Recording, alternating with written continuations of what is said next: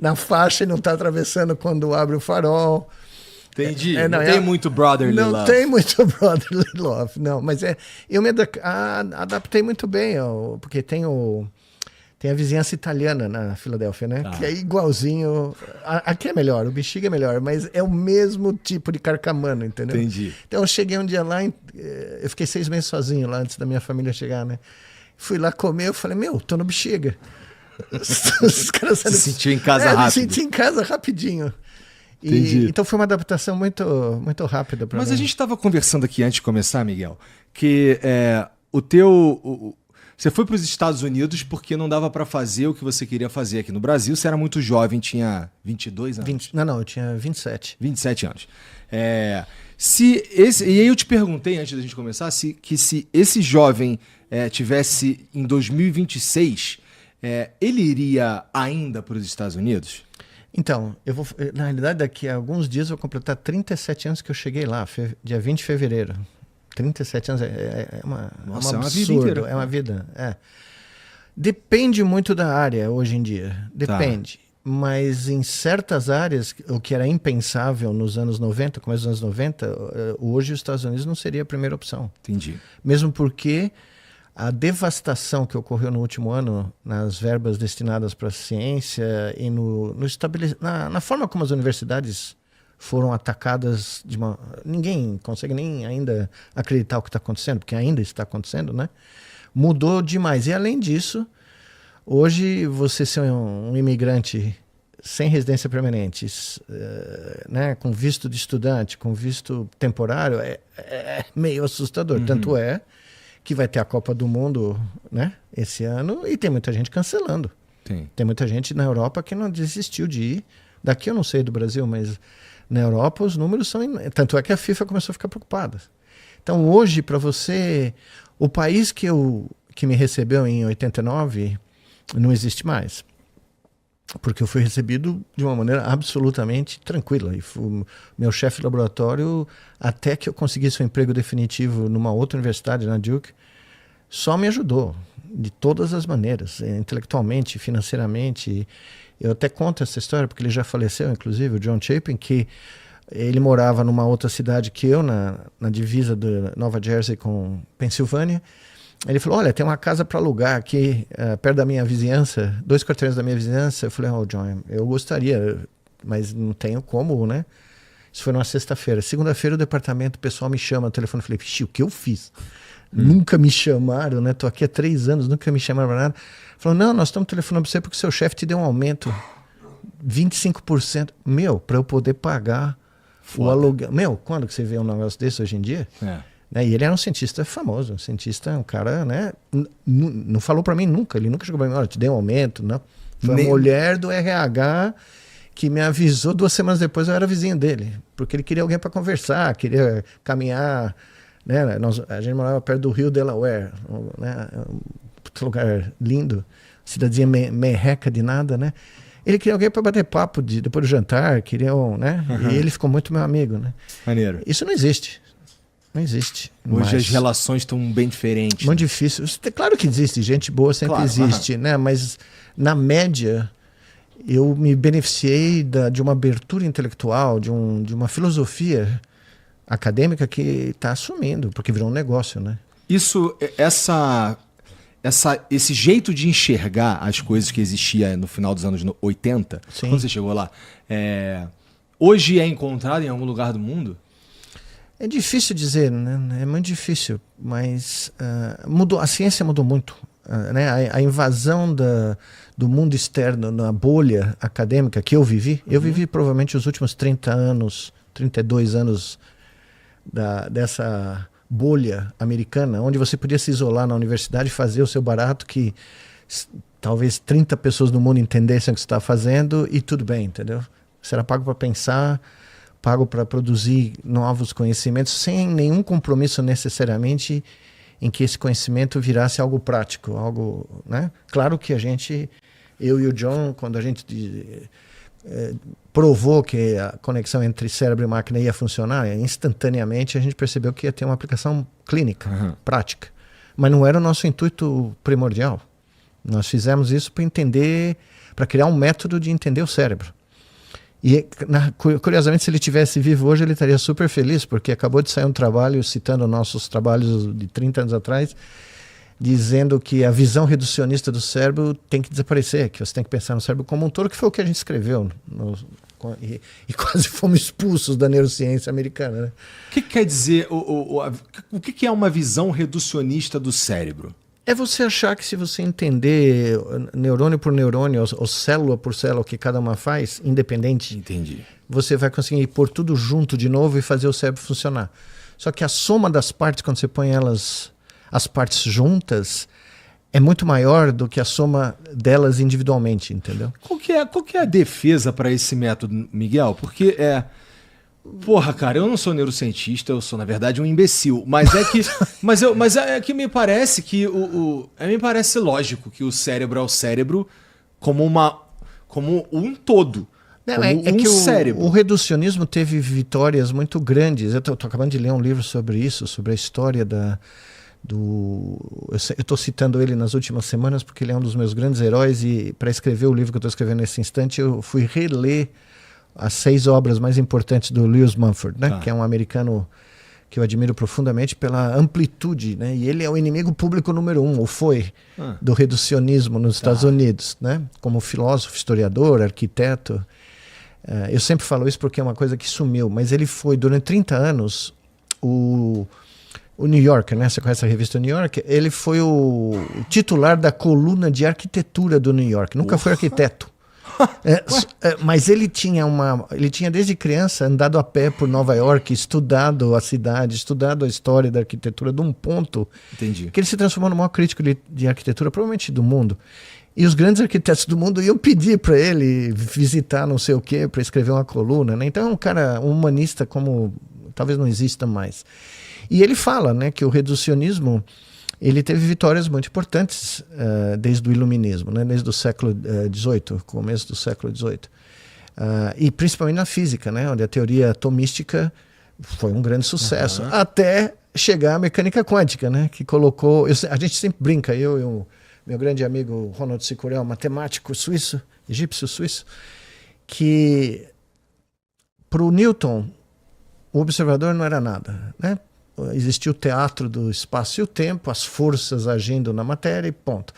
De repente vem o Einstein e coloca o observador no mundo, mas o observador não tem opinião, ele não entra dentro do cérebro ou do ponto de vista do observador. Só fala que, né, existe um relativismo do movimento dos observadores. E de repente vem a mecânica quântica e diz que o observador influencia, né? E até hoje a briga é essa. Então a física e a química geraram... e a própria biologia, quando se descobre a célula, quando se descobre que existe uma entidade... Agora, é muito divertido ver o Lewis Mumford, que não é cientista, falar, mas o cérebro não tem a menor noção que é um neurônio. O fígado não sabe o que é um hepatócito, entendeu? O troço tem que estar lá junto. E o que eu acho mais divertido é que alguns anos atrás, no pico do reducionismo da neurociência, o pessoal argumentou, 20 anos atrás, 15, que se a gente soubesse todas as conexões entre os neurônios de um sistema nervoso, né, nós saberíamos como ele funciona. Aí eles pegaram o bicho que é o mais simples desse estudo, que chama conectome, né, a conexão, um mapa de conexões. Pegaram o C. elegans, que é um nematodo que tem 300 e poucos neurônios, 302, 306 neurônios. Faz 20 anos que os caras... estão mapeando, conseguiram mapear todas as conexões, e a semana retrasada o povo que estava fazendo isso desistiu, disse que eles não conseguem simular absolutamente nada do ponto de vista funcional. Eles não conseguem prever o comportamento do bicho ou certas funções fundamentais baseado só no mapa das conexões. E é isso que eu falo há muito tempo, que não adianta você só ter o mapa das conexões, porque o sistema é dinâmico. Ele é não linear. Ele vai gerar fenômenos, né, funcionais, ou do ponto de vista funcional, que não estão necessariamente ou não podem ser previstos a partir desse mapa anatômico fixo. Sim. Né? Isso não fica óbvio quando a gente começa a ter exemplos de... Cara, você sabe que eu não sou um especialista. Não começa a ficar óbvio isso daí quando a gente começa a ter exemplos de pessoas que têm uma área do cérebro responsável por alguma coisa destruída, e aquilo ali Sim. Realocado, É, não começa a ficar óbvio. Sim, veja, mas isso só. O fenômeno de plasticidade no cérebro adulto, ele nasce com dois grandes amigos meus em 1983, com Mike Merzenich e o John Cass, publicam um trabalho que foi rejeitado em tudo que era lugar e só conseguiu ser publicado numa revista nova naquela época chamada Neuroscience, que existe até hoje, uma revista agora famosa, porque ninguém queria, porque o que eles mostraram naquele momento era exatamente isso, a plasticidade, a alteração do que se achava que era fixo desde um certo momento no desenvolvimento, né? E vários ganhadores do prêmio Nobel queriam matar esses meus dois amigos, né? Eu tenho uma história genial, se Por favor. eu posso contar. Ela é meio picante, mas vale a pena. Vai.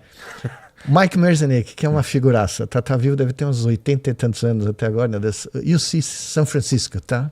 Co-autor desse paper com o John Cass, que é um cara muito mais calmo, tranquilo, engraçadíssimo, mas muito mais... Tá na Yale, dando uma das primeiras aulas sobre o que eles viram, né? Que quando você anestesiava ou tinha um macaco que perdia um dedo numa briga contra o macaco, aquela área do cérebro que mapeava, no córtex aqui em cima, que mapeava aquele dedo que foi perdido, o indicador, vamos dizer, passava a responder aos outros dedos da mão, não ficava quieto, ficava silencioso. E foi daí que eles derivaram o princípio de plasticidade, que o Mike acreditava que isso acontecia no córtex, mas que na época o dogma era que depois de um certo período de desenvolvimento, né, o período crítico no início do desenvolvimento, não tinha mais nenhuma mudança no cérebro. O cérebro ficava fixo. Bom, o cara era um moleque, estava dando aula na Yale, com o auditório cheio, os cascas de ferida, os caras grandes, né?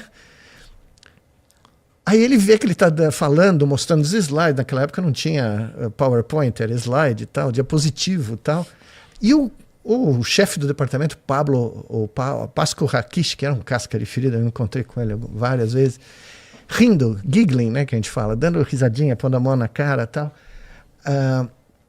Aí, porque o Mike falou, se você perde esse dedo, mas você continua usando os outros dedos da mão, o contínuo uso de uma nova estratégia para pegar objetos, né, faz com que as áreas que foram deprivadas do input desse dedo passem a responder nesse. Então é use-dependent plasticity, né? Plasticidade que depende do uso, do tipo de uso. E o cara rindo, uma hora. E o Mike, a casca de ferida, assim, né? O pavio dele é desse tamanho. Ele não aguentou mais e falou, Dr. Pasco Rakish, por que o senhor está rindo da minha aula, no meio da minha aula? Aí o Pasco Rakish falou, não, Dr. Merzenich, é porque nós temos aqui uma dúvida muito cruel. Se o que o senhor está dizendo, user-dependent plasticity, é a verdade do cérebro adulto, o que acontece quando a gente faz sexo? Aí o Mike Merzenich disse que pôs a mão assim no queixo, tem o áudio dessa aula, pôs a mão no queixo e falou, Dr. Rakish, no seu caso, a mão aumenta. Meu, é histórico. O auditório, no meio da Yale, vacilou, né? O auditório inteiro da Yale despencou, entendeu? Deve ter ficado bem puto esse... Não, ficaram inimigos o resto da vida, né? Mas, enfim, né? Entendi. Mas, o cérebro, ele tudo nele sofre dessa característica da plasticidade, ou sofre não é a melhor palavra, mas porque, por exemplo... É capaz, né? Isso. Um cara que sofre uma lobotomia, já era. Sim, não, é que aí a lobotomia nós estamos falando de uma remoção de um tecido, a clássica, né? Que, aliás, deu o prêmio Nobel pro Ebbes Muniz. Tem gente que ganhou o prêmio Nobel. Ele ia ganhar o prêmio Nobel por outra razão, pela arteriografia, né? Porque ele que foi que inventou o método de estudar, né, com contraste e tal, mas aí ele se entusiasmou com a ideia que os animais, os macacos que ele removia o lobo frontal, ficavam dóceis, né, ficavam calmos, e começou a advogar que isso poderia ser, né, uma forma de tratar a violência de criminosos, tal. Enfim, ganhou o prêmio Nobel. E em paralelo tinha um cara chamado Walter Freeman, pai, porque o filho também foi um neurocientista muito famoso, mas o pai era um neurocirurgião também da Yale, e que começou a mostrar que isso era um dos efeitos, e que haviam coisas, né? E quando começaram a fazer isso em seres humanos, ele se recusou a fazer isso, e ainda assim, isso já o filho, né? O filho já contando a história do pai, e mostraram que que os efeitos eram dramáticos, né? Mudança de personalidade, toda sorte de coisas terríveis, né? O que isso Mas o diz problema aí é que não era só um pedaço do tecido, do gray matter que era removido da massa cinzenta, eram todas as conexões que estavam por baixo, porque era uma remoção em né, um bloco de tecido. É a mesma coisa quando a gente teve um debate, isso quase 20 anos atrás, uma das grandes questões foi a questão do derrame, né? As pessoas falaram, não, mas o cara tem um derrame, para de falar. Então ele destruiu uma pequena área lá, ele falou, não, o problema é o seguinte, tem vários derrames que se são circunscritos à massa cinzenta, você nem percebe os sintomas. Minha avó foi um exemplo clássico, ela teve dezenas de microderrames, ela era pianista, e nós só fomos perceber um déficit motor que começou a aparecer depois de anos, quando ela teve um mega derrame. O problema é que se esse derrame só pega os neurônios que estão na superfície do córtex, os efeitos podem demorar para aparecer. Mas se eles envolvem a massa branca... Eu coloquei essa roupa ridícula e você ainda não se inscreveu, deu like e comentou? Que palhaçada!